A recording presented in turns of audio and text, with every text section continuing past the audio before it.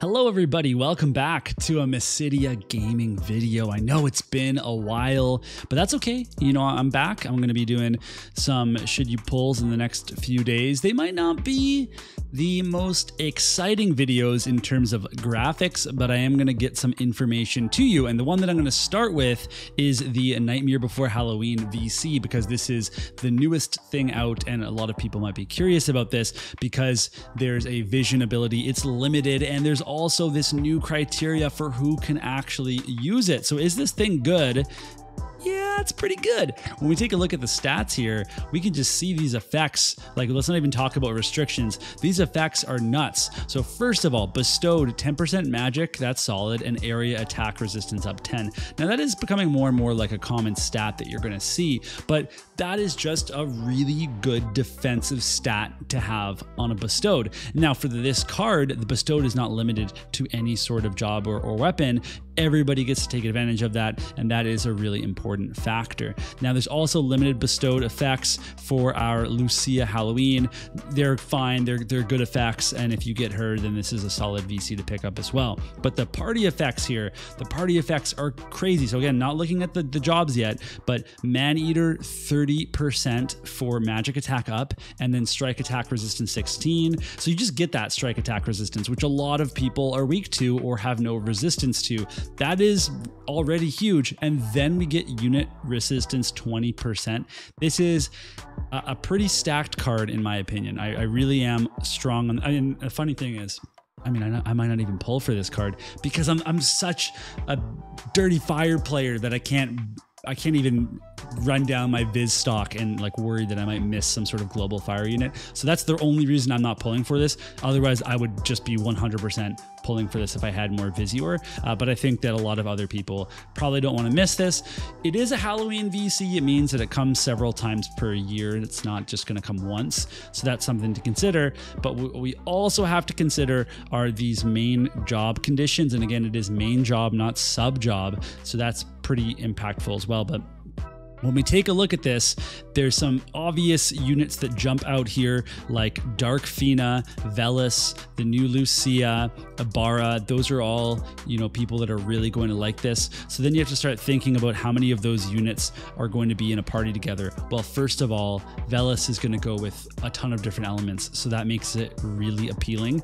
You want to put this on to a magic, you know, party for the most part. So then I might think about, okay, how can I fit? Because look at all these physical jobs here. There's just quite a few, and they are gonna, you know, appreciate the defensive part of things. But who am I actually gonna pair together? So this is where like a dark team looks really appealing, because this does include Dark Fina and then Lucia, and then you can have a third of whoever, and maybe they're gonna take advantage of the bestowed effects, but that's a pretty good team right there already. Another thing that we can think about is actually kind of an Earth team if you were to use a scholar like Luel, but then you could also take advantage of somebody like Velis and then Oberon, because Oberon's still going to love the defensive parts of this, or we even have Moraga that could be included on this. So there's another kind of elemental team that might work. But again, this is actually these VCs. One of the ideas here is that maybe you can get away from elemental teams. And I don't think that we're quite there yet. But there's a lot to unpack here, and I think that a lot of players, the longer they have these VCs, the more, you know, fun they're going to have. Now there's a downside to that, you know, this VC is a lot of work. You have to think about what you want to do with it, and for some players that's actually a headache, that this is more theory crafting to do. Some of us are going to love it, some people are going to hate it. I'm not even joking, that's legit. Like, some people, like, that's too much of a headache, and that's fine, because that's the way that they play War of the Visions. But I think this is a good problem to have, not even a problem, but a good thing to have. It does make it very difficult to skip cards. All of these cards, you never know when a new unit's going to be announced all of a sudden, and it uses this card, and it's in the element that you like, and you feel like, oh, I wish I had it. And we haven't even talked yet about the vision ability. So this vision ability, it hits 3 times. It lowers the unit attack resistance of the target. We get 2 uses. The range is decent. This is a really, really good PvE vision ability. It's also fine for units that need it in order to, break a barrier. They don't have a barrier break, then this will also be pretty good. And we can see who can actually use it when we take a look at here. It's not every staff job, but I think it's all of them, or I think it's most of them. But this is such a killer PvE. So people that play raids, Trial of Reckoning, guild raids as well. All these things where maybe you want to build a high chain count. The fact that you can actually imperil unit resistance makes it a really handy tool for PvE, and any other thing where we're trying to build up a score. This card is crazy. The other Halloween card had the triple trick, which was also a really good PvE thing. It was it's a big part of lots of high score builds. So if you're a PvE person, you're gonna love this. If you use dark magic users, then you're gonna love this. And I think if you have some of these other jobs, that at some point you might actually want to pull for this as well. So where does that leave a lot of you that are super on the fence, the players that don't want to spend their Visior right now because you're thinking, okay, well, maybe there's going to be a Glex unit at some point, or you're saving up for Dragon Quest or something.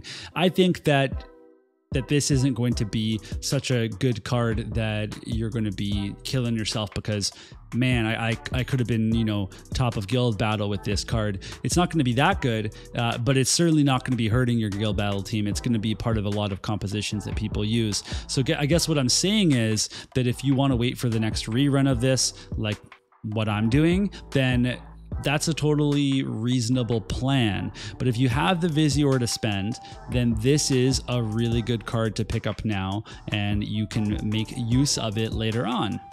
Now, just real quick, while we're in this menu, we'll go down and we'll check out. Oh no, I already missed it. I got to go back up. Where is it? Here it is. The Tunak card. We talked about this already in my monthly planning video. It's got some pretty sweet art. The other card, by the way, amazing art. Yeah.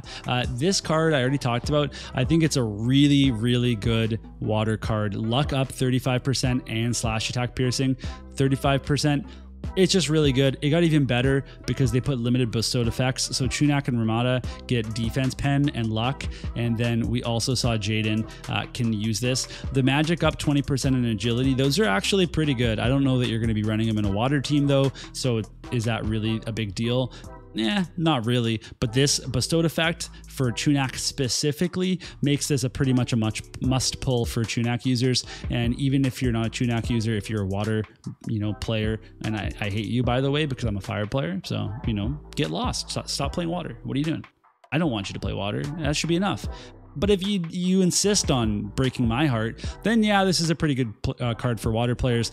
Everybody else can skip it. So that's going to be it for this video. It's kind of a quick and dirty video, my thoughts on these VCs and kind of what's going on. I'm going to try to do more of these videos. The idea is that there's just not a lot of War of the Visions content right now. There's a few people on vacation, a few people taking breaks, and I just got so busy not making videos. I got so busy working, really trying to get my start of year stuff done, and I'm still very busy doing that. So my thought process here, because I'm kind of a tough critic of myself, and I was thinking, well, if I'm not going to do something right, then I'm not going to do it at all.